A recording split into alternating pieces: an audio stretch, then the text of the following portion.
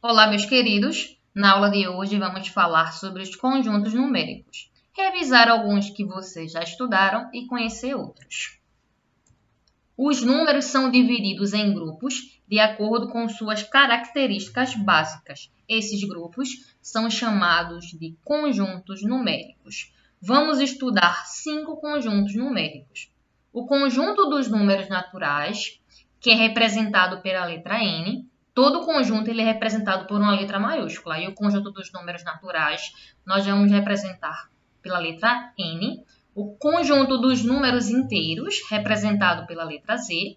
O conjunto dos números racionais, representado pela letra Q. O conjunto dos números irracionais, representado pela letra I. E o conjunto dos números reais, representado pela letra R.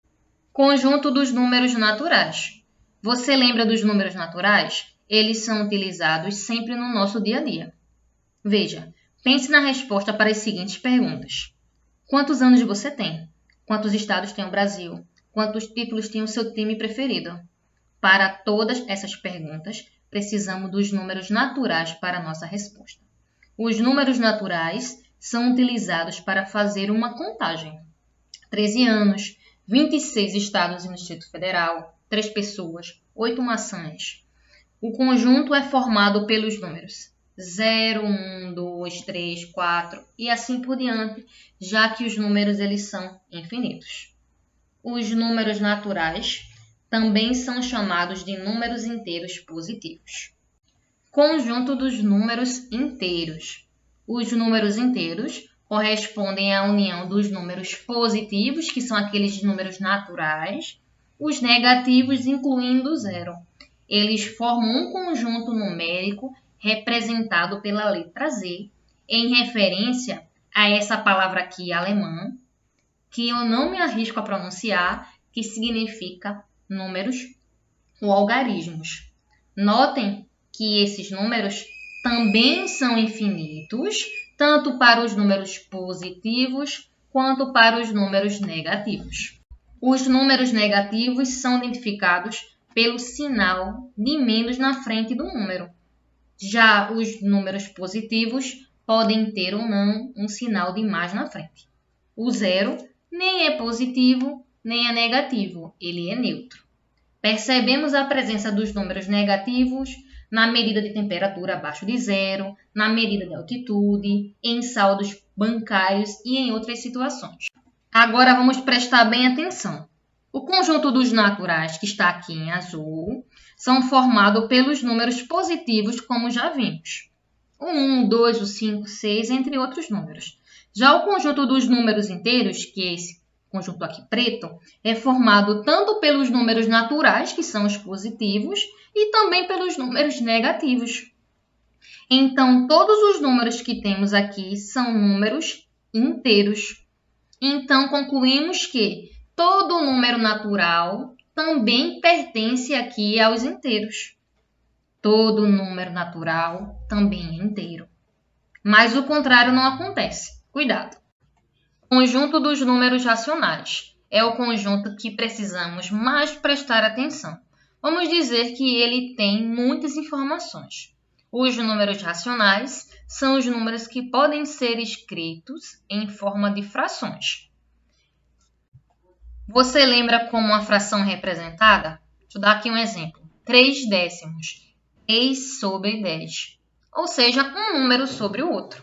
O número aqui de cima nós chamamos de numerador e o número aqui embaixo nós chamamos de denominador. Vamos para alguns exemplos de números racionais. 3 sobre 5, 3 quintos. 3 quintos é uma fração, logo é um número racional. Outro exemplo, 2. Sim, 2 é um número racional. Número racional é aquele que pode ser escrito em forma de fração. Aqui não está, mas podemos transformar. 2, se eu coloco 1 aqui embaixo do 2, fica 2 sobre 1, que é uma fração. Como toda fração é também uma divisão, 2 dividido por 1 é igual a 2. Então, nós podemos representar o 2 como 2 sobre 1. Acabei de transformar o 2 em fração. Então, o 2, que é um número natural e inteiro, também é um número racional. Mesma coisa que para o menos 3. O menos 3 também é um número racional, porque se eu coloco 1 aqui embaixo, ó, menos 3 sobre 1. Como toda fração é uma divisão, então menos 3 dividido por 1 é a mesma coisa que menos 3. Então, menos 3 também é um número racional inteiro. Lembrando que todo número ele pode pertencer a mais de um conjunto ao mesmo tempo. Mais exemplos. 1,5 e 0,33, que são considerados números decimais. E todo número decimal finito, ou seja, que tem fim, ele é também um número racional. Nós podemos transformar 1,5 em fração.